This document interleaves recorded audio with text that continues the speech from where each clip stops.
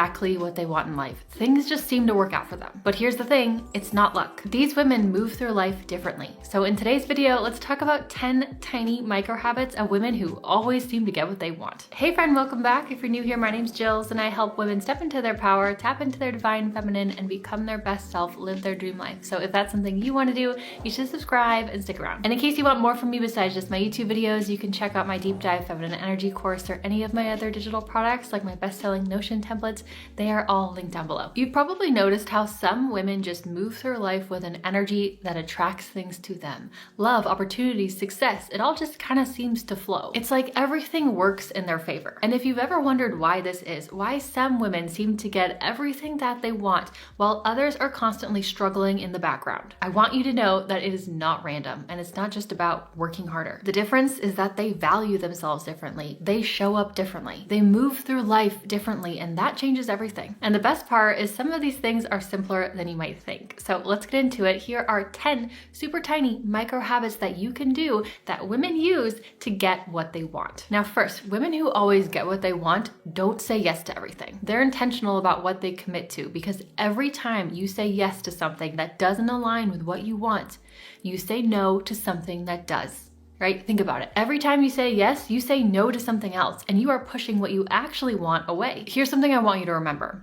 Saying yes to everything is a sign that you are living in scarcity. I have to say yes, because what if nothing better comes along? I should help even though I have no capacity to, but I don't want to disappoint anyone. I'll just do it because saying no feels uncomfortable. But women who get what they want know better. That every no creates space for something else, for more time, more energy, or just more of what actually matters. So the tiny habit, before you automatically agree to something, take 2 seconds, just 2 seconds, and ask yourself, do I actually want to do this? Does this align with the life I want? And am I saying yes because I want to, or because I feel like I should? When you start protecting your time and energy, everything shifts. You stop settling and you start seeing yourself as someone who is deserving of more, and that mindset carries over into everything. Now let's move on to number 2. Women who get what they want don't just automatically assume that whatever they want is out of reach. In other words, they don't look at success, love, opportunities, and assume that they are meant for someone else. They don't sit on the sidelines watching other people land their dream jobs and build these incredible relationships and think, that can never be me. Instead, they have one simple but tiny but powerful mindset shift that changes everything.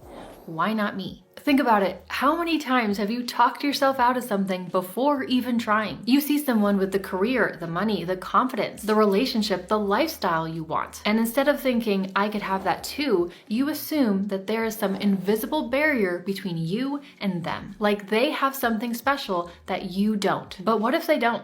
What if the only difference was that they believed it was possible for them? The women who always get what they want, they don't just automatically assume that things are out of their reach. They assume that they are just as worthy of love, of success, of abundance, of whatever it is you want. And they are just as worthy as anyone else. And because they believe that, their brain starts working in their favor instead of against them. And hear me out. As soon as you start thinking, why not me? You know, instead of just saying, oh, I don't know how, or oh, no, that'll never work out for me. Something shifts in your mind, and this is important. Instead of shutting down, your brain starts looking for solutions. Instead of, I could never start my own business. Why not me means you think, well, let me figure out what my first step would be. Instead of, I'll never meet the right partner. Why not me means you think, what kind of energy am I putting out? Am I even open to receiving love? Instead of, I'm not naturally confident. Why not me means you think confidence is created. What can I do today to feel more confident? The moment you shift from self-doubt to curiosity, from it's impossible to maybe I can actually have this, you open doors that you didn't even know existed. The women who get what they want, they aren't special. They're not luckier than you. They're not smarter than you. They're not more deserving than you. They are just looking for open doors that you assume are closed. Now, the next tiny micro habit is that women who get what they want don't just stop at the point of, I don't know. And let me explain. Most of us have been conditioned to shut down when we don't have an immediate answer to something. We say, I have no idea what to do. And then that's where the thought process starts, right? We hit uncertainty and we freeze. The moment we don't have a clear answer or a solution to something, we just kind of assume that there isn't one. So we stop looking, we stop trying, and without realizing it, we close the door on what we actually want. I don't know how to get that dream job, so they don't try. I don't know how to make more money, so they assume it's impossible, only reserved for special people. I don't know how to fix my dating problems, so they assume this is just the way it is. All men suck. But women who always get what they want, they think differently. When they want something, or when they hit a challenge or a roadblock or a moment of uncertainty, they don't just take that uncertainty as a dead end. Instead of saying, I don't know, and stopping there, they assume there is a way to make this work. There is a way to get what I want. There is a way through this problem. They expect that solutions exist. And when you expect them, you find them. Instead of just stopping at uncertainty, they ask, what's the next step I can take? Who can help me figure this out? Or where can I find the information I need? And because they actively seek answers, they find their way, they figure it out. Think about it. Imagine that you are driving somewhere and you hit a roadblock. The road is closed. Do you stop the car, get out, and assume that you will never get there and just give up? Of course not. You take a detour and you keep moving. And it's the same with life. Women who always get what they want still experience obstacles just like every other person, but they also expect to find solutions. And that expectation is exactly why they do. Now, next, women who get what they want actually ask for what they want. Because here's the thing, if you never ask, you'll never get it. Asking doesn't guarantee that you'll get what you want, but not asking guarantees that you won't get what you want. Want a better table at dinner? Ask. Want a complimentary upgrade at your hotel? Ask. Want a raise at work? Just ask. Want access to an exclusive invite-only event? Ask. Will you always get a yes? No, but you'll be surprised at how often you do just because you asked. But here's where some people go wrong, especially women. When they do ask, they try to soften their words or over-explain or try to sound as non-demanding as possible. Think about it. Have you ever caught yourself saying something like, hey, I know you're super busy, but do you think you could maybe help me with this thing? If not, it's totally okay, no worries. Or, I hate to ask, but could I possibly get an extension? I've just had a lot on my plate lately, just a lot of things going on, and it would just really help me out. Would I be able to get a little bit of an extension? We come at it with this energy of, I shouldn't be asking this. This feels awkward. But women who get what they want, they are still polite, but they just ask. They are not trying to justify their wants or their needs. Hey, I know you're super busy, but would you maybe be able to help me with this? Hey, I'd love your insight on this. When you're available, can you take a quick look? Would it be possible at all to maybe get a table by the window? We'd love a table by the window if one's available. So if you want something, ask. But also, before you ask, pause and ask yourself, how would I phrase this if I already believed the answer could be yes? Because people who ask with confidence are far more likely to get what they want. So next time you catch yourself over-explaining or apologizing or assuming the answer is no, stop.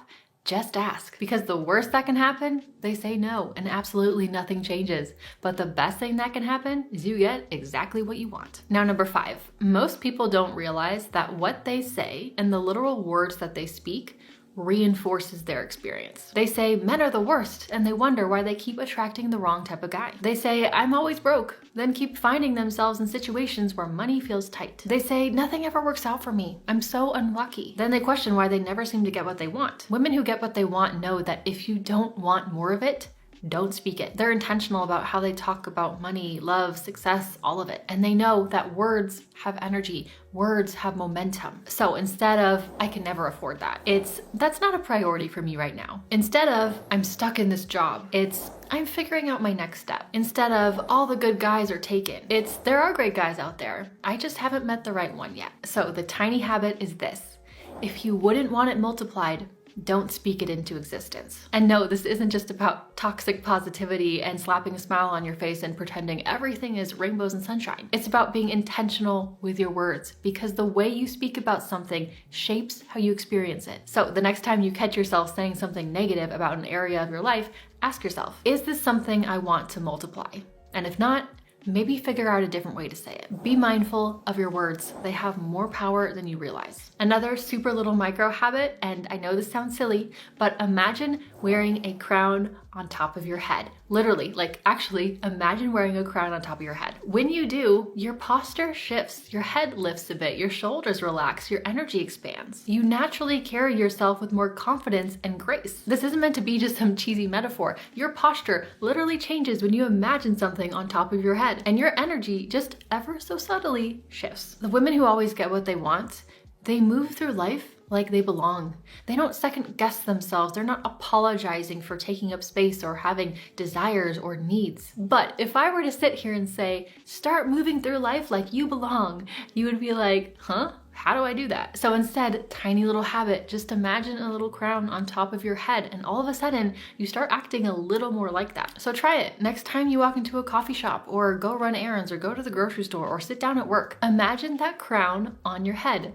Notice how your posture changes. Notice how your energy shifts. Notice how you feel. Notice how people respond to you. It's a tiny shift, and yes, it's cheesy, but it's also one of the simplest, most practical ways to embody that I belong here energy. Next, women who get what they want know that if they want something, they need to put themselves in it. Here's what I mean. Most people unintentionally keep their desires at a distance, not because they don't want them, but because it's unfamiliar and deep down, maybe they don't actually believe that they can exist in a world that has them. If something that you want feels intimidating to you, that is a sign that you are keeping it at a distance. And if you're keeping it at a distance, your brain will continue to reinforce the belief that this is not for me. If wealth makes you uncomfortable, where in your life are you avoiding it? Are you afraid to walk into 5-star hotels? You don't have to stay there, by the way. Anyone can walk into those nice swanky hotel lobbies. You can get a cup of coffee there or get a little dessert or a tea or just hang out in the lobby. Anyone can do that. If seeing someone live a life of ease makes you irritated,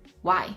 Do you believe that things have to be hard for you? If successful women make you feel less than, what part of you believes that you can't be one of them? This isn't about copying or comparing or anything like that. This is about normalizing what you want so that your brain stops seeing it as this pipe dream and starts seeing it as an expectation. Because whatever you distance yourself from, the further you push it away. So the tiny habit is this: whatever you want, whatever you desire, be in it.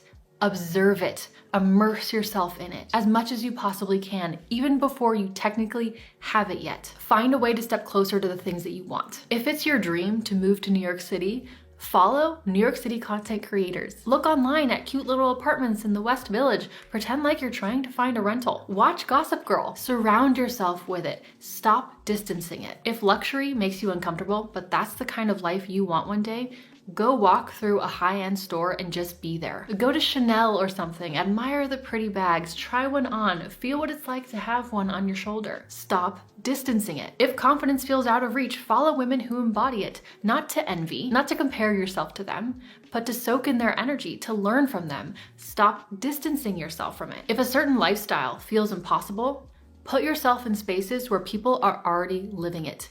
Stop distancing it. Because what you never allow yourself to experience, you never allow yourself to have. Back when I was living in an apartment in LA in a neighborhood that I didn't like very much, it wasn't the safest, I got yelled at a lot. What I did sometimes was I took my dog, we got in the car, we drove 30 minutes, and we went to a very beautiful, affluent neighborhood with the gorgeous houses, and that's where we went for our walk. We did this almost every weekend. I let myself be in it, the reality I wanted to experience. I wasn't there yet, but I put myself in it. And like 8 months later, I moved into that neighborhood. If you want to get what you want, this works almost every time, at least eventually. You have to make your desires feel normal, not far away, not unrealistic, not for other people, but normal. When something feels normal, you stop repelling it. You stop acting like it's impossible. You stop separating yourself from it. You stop making decisions from a place of, oh, that's not for me. And instead, you start aligning yourself with it naturally. So instead of staying on the outside looking in, if you want something, step into that energy. It's a necessary part of getting what you want, and some women are not afraid to do this, and that is why they eventually get exactly what they want. All right, next, let's talk about money, because a lot of people want more of it. And let's be real, money brings security, opportunities, ease, and a whole lot of breathing room. Sometimes we can have a complicated relationship with money, but the next tiny habit, start talking about money like it loves you. Women who get what they want don't view money as some unreliable, untrustworthy, flaky ex who disappears when you need it most. They treat it like it's loyal to them. Money wants to show up for them, just like how a loyal, healthy, masculine partner wants to show up for them, wants to take care of them, wants to surprise them in all the best ways. That is how they view money. They trust it to be there for them. So tiny habit, every time you talk about money, Talk about it like it loves you. Imagine it's a stable, committed, masculine partner who absolutely adores you and wants to show up for you. And if money were a person, how would it feel about the way you talk about it, right? If you told a devoted man in your life, I don't trust you to take care of me. You never show up for me. You're so unreliable. Guess what? It's gonna push them away, right? Same with money. If you say those things to a good man, eventually it will push him away. But that's how so many people speak about money, like it's something that abandons them instead of something that's on their side, and eventually it'll push it away. So just try shifting your language even just once today and start talking about money like it's your biggest fan, like it loves you. Instead of, I can't afford that. It's, I'm making space for that. Instead of, ugh, I never have enough money. It's, money always has a way of showing up for me. Instead of, I hate dealing with money. It's, I'm learning how to take care of my money, so my money takes care of me. You don't need to be perfect. You don't need to force positivity, and your financial situation isn't gonna dramatically change overnight. But if you wouldn't say it to a man who absolutely adores you, don't say it about money. That's it. That is the tiny habit. Treat money like it loves you. Try it once today, then again tomorrow. See what shifts. Now, number 9, the next tiny habit is how you respond to rejection.